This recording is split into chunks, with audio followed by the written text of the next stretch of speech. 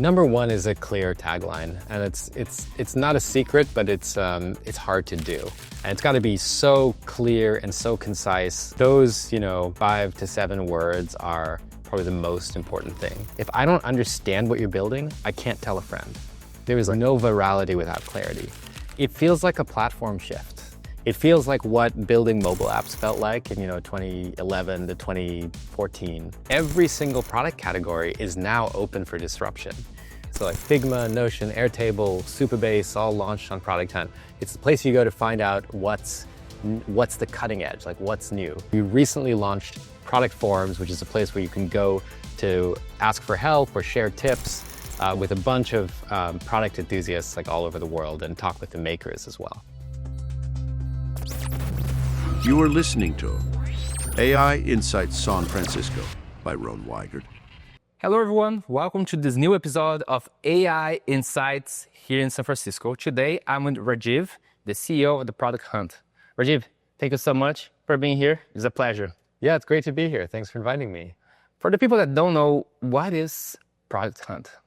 Product Hunt is a daily leaderboard of new products that are launching. So like Figma, Notion, Airtable, Supabase, all launched on Product Hunt. It's the place you go to find out what's the cutting edge, like what's new. It's been that way for a while. What it's starting to be is a lot more than that. So in the last year, it's started to evolve into a place to go to find the best products. For example, we launched a thing called Shoutouts, which are like testimonials. It lets you see what the best startups are using in their stack. And then we recently launched Product Forums, which is a place where you can go to ask for help or share tips with a bunch of product enthusiasts like all over the world and talk with the makers as well. Yeah, so it's a very important community. And how is this impact of Product Hunt into the founders and entrepreneurs that have a very nice product and when I launch it? How much is this impact for them? It's huge. I mean, before, and I felt this personally with my last startup. Before Product Hunt, to get in front of the world, to get users, you had to try and get press coverage, talk your way into TechCrunch or some other publication. Product Hunt is sort of like an open game that gives you that same rocket ship, that same amplification. It's an open game that anybody can play. You can launch from Silicon Valley or you can launch from anywhere in the world. And for my last startup, which was before the pandemic, a virtual office for remote teams, when we launched on Product Hunt, it immediately connected our product with remote teams around the world. So it's just it's more than the launches. It's just a place where you can go to see what other builders are building. And for a lot of people, if they're the only ones in their friend group who are building new products, it can be very lonely. And then you go on Product Hunt and you realize, oh, you're not alone at all. Like there's this community of people who are tinkerers, are curious, are trying out new apps and are building things that start small, but then eventually change the world. Yeah, I can see that's very a way to you get in front of a lot of people, and if the product is good, it makes a lot of difference. And for you, what does it make a product a good product in your vision? We all talk about product market fit, which is that inflection point where people are demanding your product and you're growing exponentially and people are using your product in like violent and explosive ways. I think I like to kind of decompose that into two pieces. One is promise market fit and the other is product market fit. So in order to get to full product market fit, both things need to be true. You need to be promising users something that's very clear and compelling. This is sort of the positioning statement or the one-liner. And then you need to deliver on that. And Product Hunt, like a successful Product Hunt launch does both of those things, right? It makes a very clear, incisive promise to users, and you describe what you're building very clearly, and it's something that they want. Like that's the ultimate test here. Like, are you building something that people want and describing it clearly?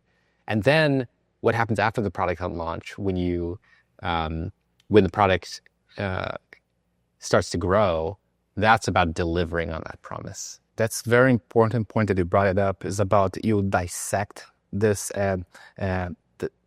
initial aspect into the promise and actually deliver the promise. And that makes me think, how is your thought process to get and to describe a very innovative solution in just one word? Because that's very hard. Sometimes you have like a very state-of-art AI solution, but it's very complex. How are you able to like put this on a simple way that the most technical person can understand and can believe on this promise, and at the same time, people that never saw this before can overall understand? How do you like think about this and how you put this into the action? Oh, that's one of the hardest things. I don't have a silver bullet there. I think great one-liners are earned over time. They're not always discovered. For us, for my last startup, Virtual Office, we started out as I think it was like real-time collaboration for distributed teams, and we had a variety of ways of describing this app. And through launching a few times in smaller areas, in smaller platforms, we started talking to users and asking them like, hey, how would you describe our app to a friend? What do you love about it? Like, what's the main benefit you get from it? And through a bunch of trial and error and iteration, we arrived at a virtual office for remote teams. And that's what we launched our product hunt with. That's what went viral. That's what sort of changed everything for us. I think, one thing that I'd recommend people do is go to a product like Notion that has launched many, many times, many new things, and go look at the original launch. Notion's first launch did not do that well. I believe it was something like a collaborative document editor. It didn't actually do that well. But their second or third launch, where they combined documents, wikis, and databases, that really, really was compelling. That was the launch that kind of started everything.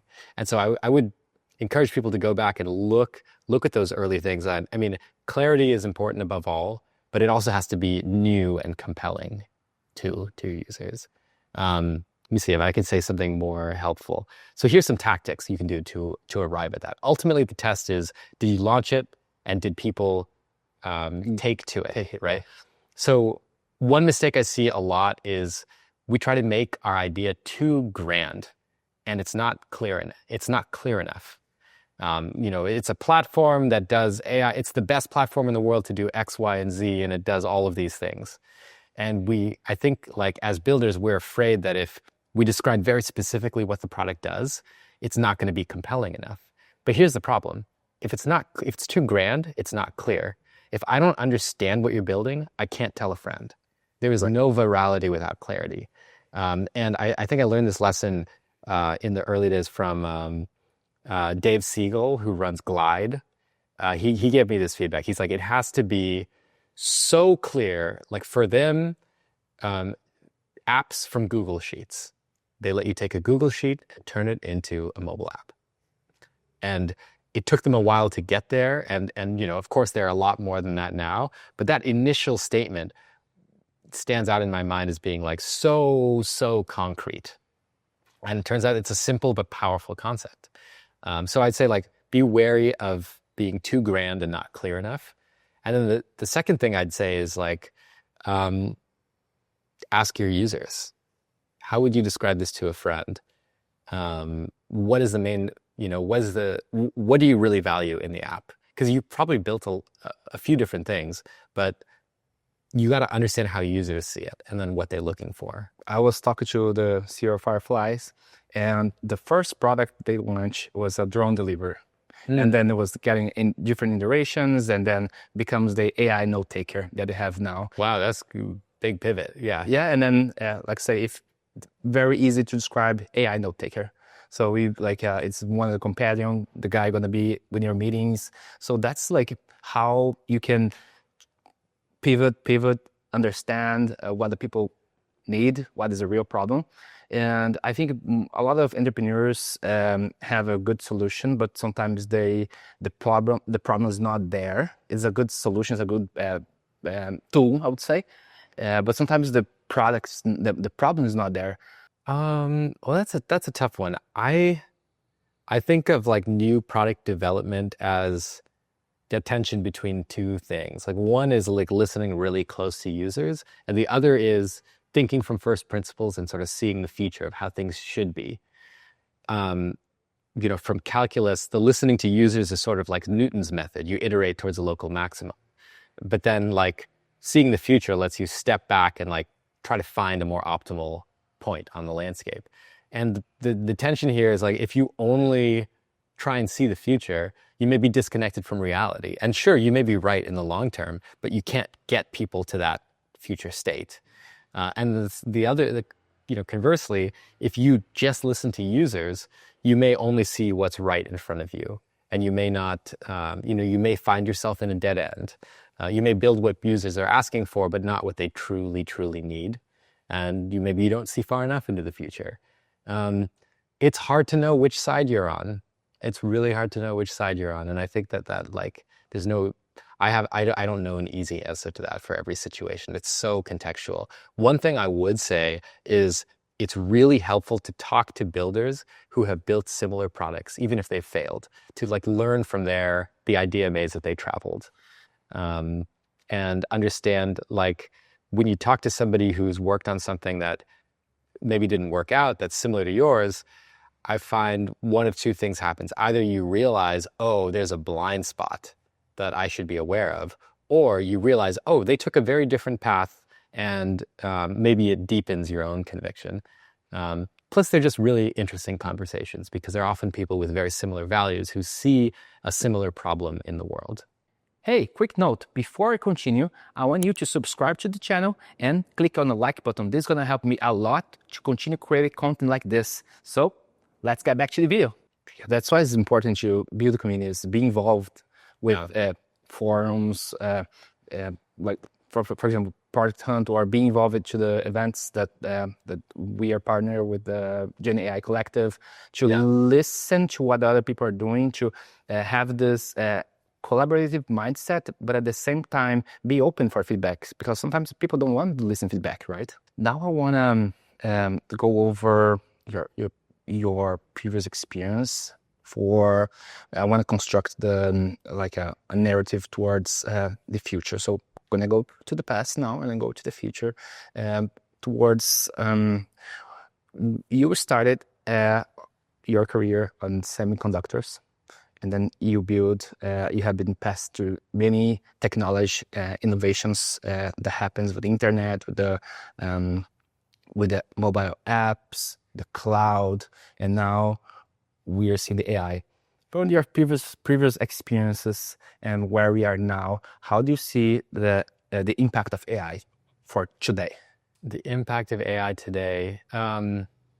Well, it feels like a platform shift. It feels like what building mobile apps felt like in 2011 to 2014, and in that period, if people remember, there's a period where there was an app for everything. Many of these apps didn't stick, but pretty soon, like, we as a society figured out what these apps were useful for, and there's no going back. It's like a one-way door. Similarly, like, AI feels like a platform shift in that every single product category is now open for disruption. Before this new LLM wave, there were categories of products that seemed worn out or well-trodden and like very difficult to see opportunity there. You think about how many CRMs are there? Like, can anybody really display Salesforce? There's an app that launched today that's an AI grader for universities, right? Like, there's been so much education software, but in the past it's been hard to see a market large enough for technology to disrupt that. But now, every single app, there's going to be a new AI native version of it that works in ways that we are still figuring out. So I think it's tremendously exciting from a building standpoint. So more things are possible that weren't possible before. And the second is our tools as builders have gotten better. Like coding infrastructure tools and coding assistants themselves have progressed, I'd say, far ahead of end applications. And that's just going to accelerate building. It's getting easier and easier to build more and more impressive applications. Just a side note, he said there's an app for everything. My favorite app, the useless app, is the Radio X app. What's that? It's just like a video, but you put your arm, like you put the phone close to your arm, and then it looks like your bones and stuff, but it's fake. Nice. So my favorite not user app. But one point that you mentioned that's very important right now, it's like I say, it's very easy for you to create tools, create products using AI technologies that like co-pilots that can help you code or create your entire MVP to have those fast iterations. But now if you think about you go there, you are able to validate your product or somehow get some type of validation and start to get some traction. Isn't it hard for you to scale a product that was created by AI, and then who's going to maintain this product? How are you going to be able to scale that? Because that's a very big challenge. It's definitely a challenge now. I mean, first of all, I'd say like there are many different tools that are approaching this from different angles. And actually the best place to see what tools the top builders and top startups are using is Product Hunt. When you go to the launches of the day, you can see the shout outs, which are like, what did they use to build that product? And then when you go into the product forums, you can ask people what they're using. And there's like some really interesting conversations on how people are using tools like, Replit or Bolt or Lovable or Cursor or Windsurf and like all of these different types of assistants. So I would definitely check out the product forums. I think when it comes to scalability, right now, that is definitely a problem. It's easy to write very quick, non-maintainable code and get a prototype out, but it's hard to scale. But there are a number of companies who are working on AI for larger code bases and are working on tools to help navigate and disentangle larger code bases. Just off the top of my head, and I'm sorry, I'm going to forget some, but Graphite has an AI code reviewer that helps that helps review your code in large code bases. There are companies like Greptile that specialize in navigating very large code bases and understanding like hard to answer questions about large code bases. There are companies like Gauge that do things to disentangle very, very large code bases. So there are a number of companies working on helping right now human engineers navigate large code bases, and they're going to eventually meet these like very fast like AI code generation tools that, and at some point I would imagine at all scales AI is going to be very, very useful and to a large degree self-sufficient. Now for the people that want to launch a product on Product Hunt, what are the top 3 secrets you can disclose with us for have a successful product at the Product Hunt? Number one is a clear tagline, and it's not a secret, but it's hard to do. And I think the challenge there is you gotta test it on people and get feedback from people, and it's got to be so clear and so concise. Those 5 to 7 words are probably the most important thing. Powerful. Let's see. The second thing I'd say is, a video of the product. This is where I see a lot of people making a mistake. Maybe they do a produced video that has animations. You can do a 2-minute loom of you, screen sharing with you using the product. The Product Hunt community wants to see the product. And so that's really, really key. They don't want a fluffy marketing. They want to be more clear, like that's the product, that's the problem that we're solving. That's how the tool works. Yeah, that's how the tool works. In terms of secrets, I mean, I think one thing, Product Hunt at its best balances the sort of organic interest of what the community on the site likes with your community, like the product community. And we try to strike a balance. There are some tools that maybe are more than meets the eye. And the community signal from you sharing out your launch on social helps provide some interesting dimension to the launch. We're always trying to strike that balance right. But what it means is that, sharing out to your community can help your launch and does help your launch a fair bit. I would say like that's actually a productive part of the launch itself, like letting people know you're launching. Oh yeah, so not just put it there and don't just put it there. That's not gonna. Same thing you put in the YouTube video is not gonna get views. You need to engage, bring people in, bring some of the friends, some clients or potential clients. Like, hey, can you help me there? May I comment what you think about the product and start the conversation, starting engagement, right? Yeah, start the conversation. Answer the questions. You'll probably get some really interesting questions from the community. And that's the thing that's the most unique about a product hunt launch. It's like you get to talk, the makers get to talk with the community and vice versa. Interesting. Now, 5 to 10 years, how do you envision AI? Oh, that's hard to say. That's really hard to say. I have no idea. I have no idea. Like maybe we'll all be in, a Star Trek utopia without money, and we can be very, very high up on Maslow's hierarchy. It's hard to say 5 or 10 years out. I mean, I think what I see in the very near term is that, development infrastructure is a bit ahead of end applications. It's like for a lot of people who are not developers, AI hasn't changed, our life that much, except in a few key instances. But if you are a developer, it's a totally new world now.